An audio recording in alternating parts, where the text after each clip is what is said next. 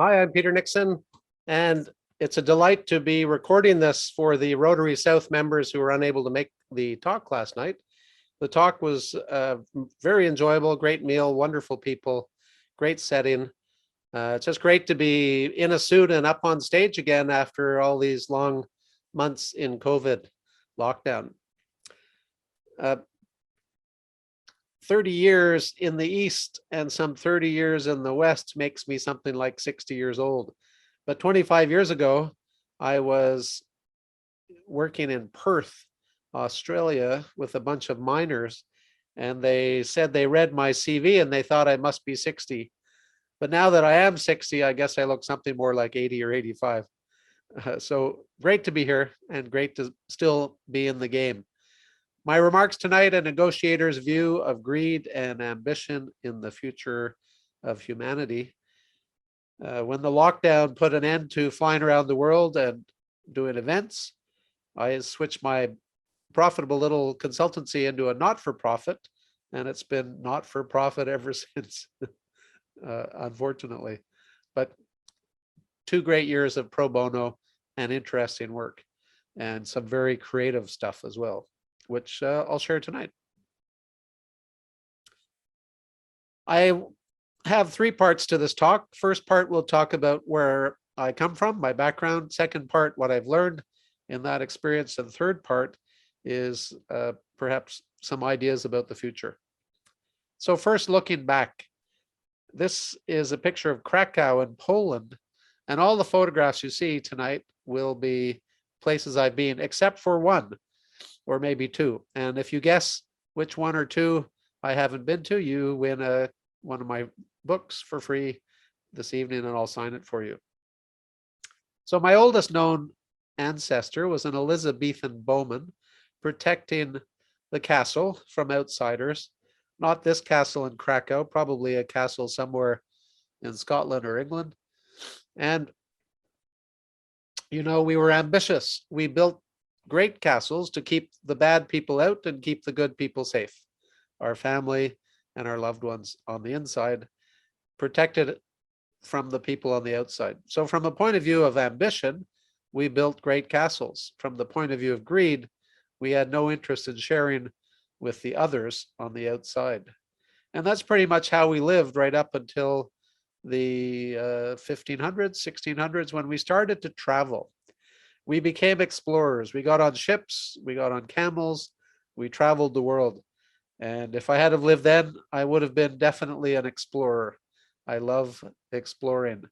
My ancestors landed 1603 on the Mayflower in New England, and were obviously part of the exploring that was happening. But as we know, there was also exploitation that was happening, and the colonization didn't all go that well.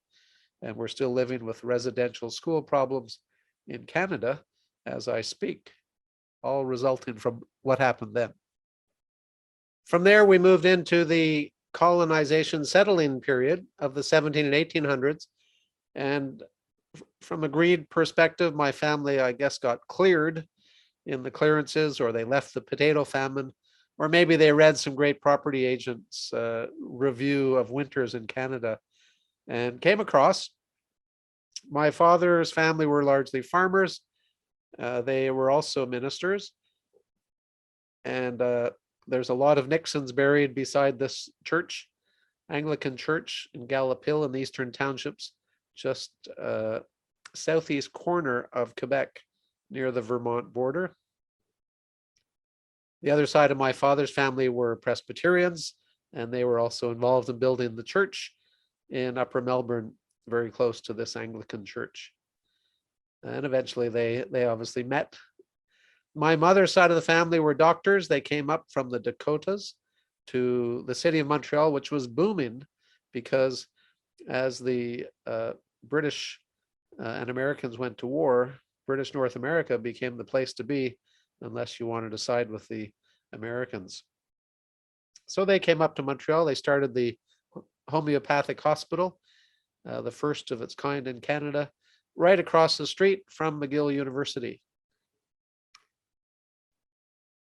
Then we moved into the 20th century, which, as you know, was fraught with wars. First, the first war, where my grandfather went with two of his three brothers and fought. There's a picture of Passchendaele. They survived and made it back, thankfully, or I wouldn't be here today. And then they went on to the Second War. People from Montreal, English Quebecers, even defended Hong Kong. Not for much good, because they got taken over by the Japanese straight away and spent the rest of the war in POW camps. But after the wars were finished, we had, Korea and Vietnam continued, but greed subsided, and the realization that war was not the way forward made its way to the fore. The St. Lawrence Seaway opened. Here's the Queen opening the St. Lawrence Seaway, which allowed for amazing transshipment of goods from the interior of the United States and Canada to the rest of the world, and brought a lot of riches. Here you also see a picture of the homeopathic hospital, which grew and spread into new premises in the western suburbs of Montreal, and renamed itself the Queen Elizabeth Hospital, and became famous for the first ICU in Canada and groundbreaking anesthesia, which still influences the way you and I are operating on today. Well, history seems to be speeding up, because by the 1960s, I was born in 61, the next 30 years represented both greed and ambition for Montreal. From an ambitious point of view, it was one of the best world fairs. 1967, Montreal also hosted the 76 Olympics. But at the same time, Quebec was grappling with its separatist issues. We had terrorists in the streets in 1970 that brought the Canadian army to protect the English suburbs. And we had troops even on my own street to protect us. I was young. I thought that was exciting. I didn't really understand the implications until later, when I realized that all of my English neighbors, my family, all of my secondary school classmates, everybody got up and left. And that was a tragic time for the English community of Quebec that had been there for hundreds and hundreds of years. That period also involved the OECD telling Canada they had to reduce their debt. So the federal government pushed the debt problem to the provinces, and the separatist government in Quebec looked around and said, well, we don't want to pay for a hospital named the Queen Elizabeth. So that put an end to what was effectively the family business, which we were all very sad about. I didn't think it was fair, but it also released me to travel the world at the time when globalization was taking off. I first went to Switzerland in 88, and then to Hong Kong in 89. And as all of you know, Asia, China, Hong Kong, everything just boomed for 30 years. And there was great wealth accumulation, great development, great expansion. But it wasn't for everybody. So the greed meant that some had a lot, and increasingly a lot of people had nothing or very little. The picture in the middle are Rohingya refugees from Burma that had fled to safety in Malaysia, but their boats came ashore in Phuket, where I found them. I requested to meet with them. We went to the camps. We had Arakan translators. You can see the women and children are separated from the men, and the men were found months later in mass graves just up the road. I was trying to help Malaysia negotiate to settle these Muslim Rohingya in their country, but they didn't want them because they were uneducated and poor, and it would be a net cost to their country. The Thais didn't want them because they weren't Buddhist, and as we know, the Burmese didn't want them either. Although Arakan was a country a very long time ago, and like so many of these nationalities, they got persecuted and sent packing. The other photograph are Haitians. When Trump said he was going to close the border for illegal immigrants, the Haitians made haste north, getting up to the Canadian border, walked across the border, just like my ancestors did, into the eastern townships, where they were arrested for illegal entry, and then effectively chauffeured at all expenses paid to Montreal and housed in the Olympic Stadium, which is where I met them with my son. They spoke 3 languages. They were well dressed. They had smartphones. They had braces on their teeth. They were very different types of economic migrants than I had met in the Rohingya camps or that I had met in the Vietnamese holding camps here in Hong Kong. And that gets us to the 2020s. And now here we are, a picture of Jerusalem, which for me really is indicative of a lot of cities around the world, because we find ourselves almost everywhere in the world living beside people we don't know, we don't understand, and we don't like. And as night falls in Jerusalem, you don't want to be in East Jerusalem because there's a lot of nasty things that happen. But while I was there, I had a chance to sit down with a retired general from the Israeli Defense Force. I sat down with Palestinian terrorists, Israeli settlers, high-tech entrepreneurs in Tel Aviv at SOSA, an amazing country doing amazing things and is being recognized by its Arab neighbors now, but still a lot of problems because they haven't figured out how to live together, even in a historic city that founded 3 Abrahamic faiths. So this gets me to ask you 3 questions. Do we want our future to be defined by greed, like this picture of Damascus, the oldest capital in the world, the before and after of the civil war, that people were fighting over precious land? You know, it's not a matter of you have it or I have it. It's a matter of how can we live together and grow the pie before we split the pie. But I'll come to that. The second question is, do we feel at home where we actually live? This picture of the West Bank and the wall separating the Israelis and Palestinians is ominous, not only because of the storm overhead, but it's also very much like the wall that separated East and West Berlin when I was there. I was there before the wall came down, and everybody wanted to tear down the wall, as Reagan said to Gorbachev, because people wanted to reunite. But when I went back afterwards, people actually didn't like each other. The people on the other side of the wall that was no longer there were not people that they felt were like them anymore. Their values had shifted. And the third question is, will we continue to exclude people like we did during the time of Auschwitz? Or will we become inclusive like we did after the war is finished and spawned the United Nations? What is in store for us? I have been very lucky. I've got to travel to over 60 countries and work with 600 fantastic organizations and governments and lots of senior executives from all of those places. And it has allowed me to see things differently that I would like to share. I'd like to share 6 ways that I am able to see things differently because the light got through the crack, as Leonard Cohen, another Montrealer, reminded us before he passed. The first is that living here, right here in Hong Kong, we're in the middle of a clash of values between East and West. And this clash of values has existed forever. It will exist forever, and it will never be won.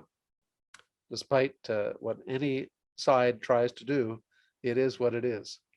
For example, I identify there, you can see for yourselves, 5 different criteria or ranges on these differences. But let me just take the first one. Everybody likes social stability, but in the West, we tend to value social freedoms better. We get that stability through freedom. We like individual freedoms. In the East, we like social order and more collective rights as opposed to individual rights. And so although there's some common ground on that, the way to achieve it is quite different. It's based on different values. So this tends to create clash between East and West. The second way to see the light as shown in this picture, is to understand that there's different people involved in this clash east and west. There are extremists at either end of the range from east to west. On the western edge of the extremists, I call them cowboys. On the eastern edge, I would call them comrades. And in the middle, I call the people the committed ones, the people who live on the fault lines between the east and west and choose to stay, are committed to making it work, despite all the problems that exist between east and west. Another glimmer of light is knowing that on these fault lines, there are problems, but these fault lines don't only exist in geographic areas like Hong Kong or Damascus or Kabul. They also exist in companies, in the office. If you've got Chinese working in an American company, for example, they can exist in a community where we've got Asian issues, racial hate problems in America, for example. And they can also exist in your family where parents and children are at loggerheads over, for example, the future of Hong Kong and what to do about that.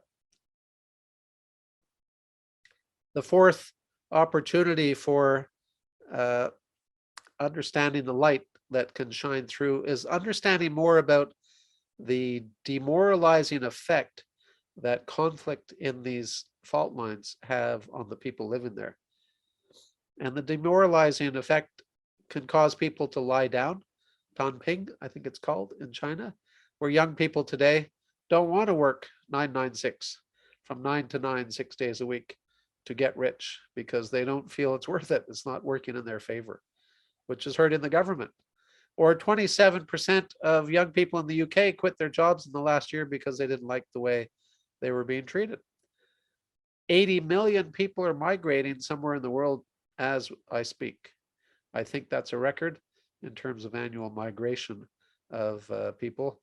And as we saw in Hong Kong in 2019, or I saw in Montreal in the 70s, people revert to violence when they're not happy and not feeling that they're being hurt.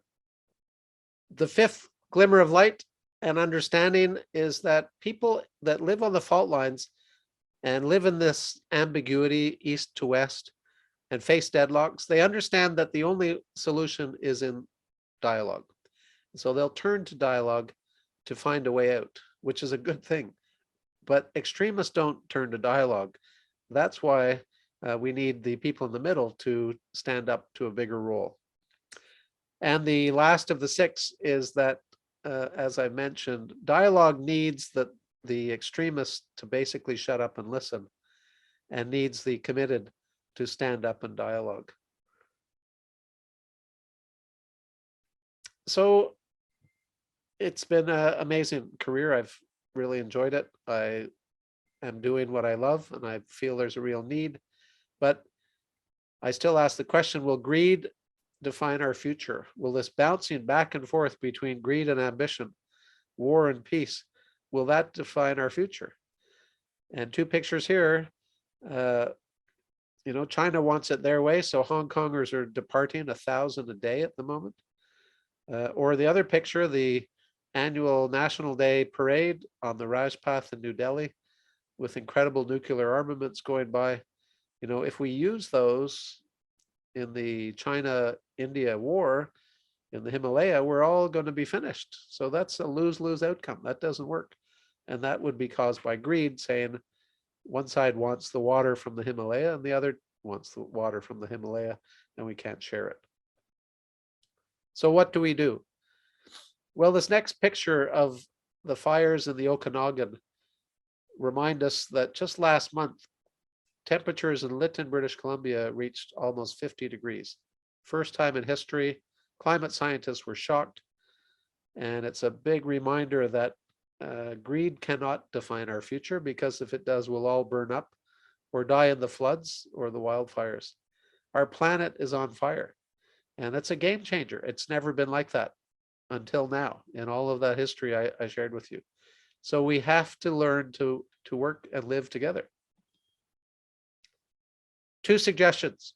First suggestion is we must engage the extremists and the committed people together in dialogues to understand each other.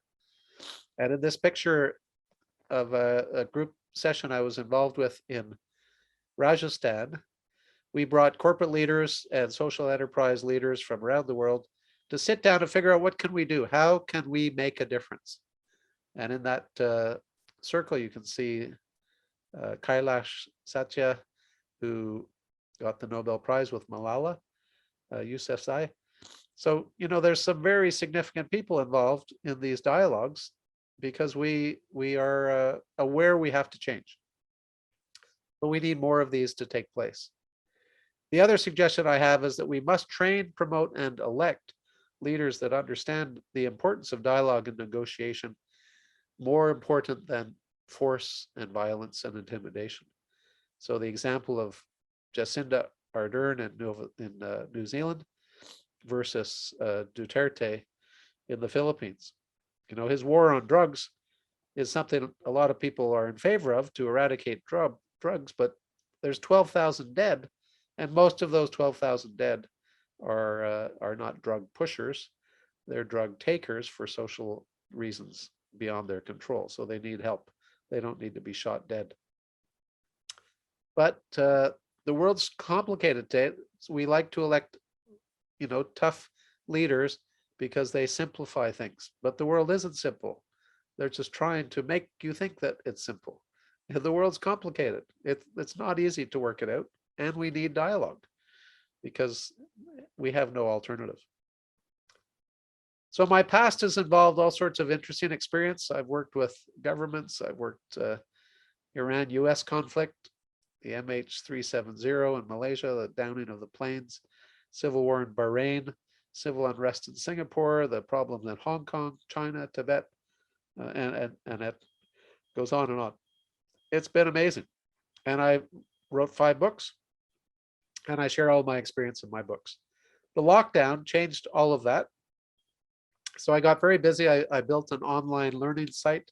I figured out how to do recordings, and I was honored to become an advisor to the Nobel Peace Center, where they're developing the Igniter Fellowships by the Nobel Peace Center to encourage graduate students around the world to put dialogue, peace, and sustainability into their graduate studies. And in the future, I plan to continue to do what I'm doing, but I'll rebase myself in Canada and increasingly try to step up the use of the internet to bring the committed together with the extremists.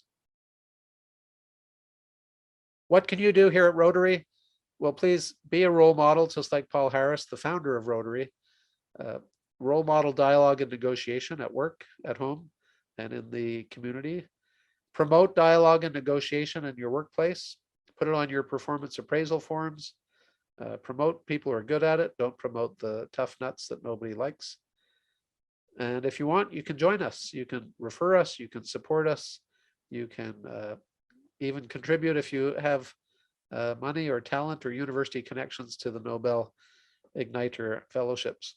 So in summary, I have 3 pictures. First is the Nobel Prize winning economics of John Nash. He proved that the best outcome is not what's best for you, but what's best for you and the other party. So Make America Great Again is failed economics. It's about make America great at the same time that you make everybody else great. It's about protecting the French language without killing the English language in Quebec. It's grow the pie before you split the pie. And that's only done through dialogue and negotiation. But unfortunately, here in China, we're into a current phase where people don't want to dialogue.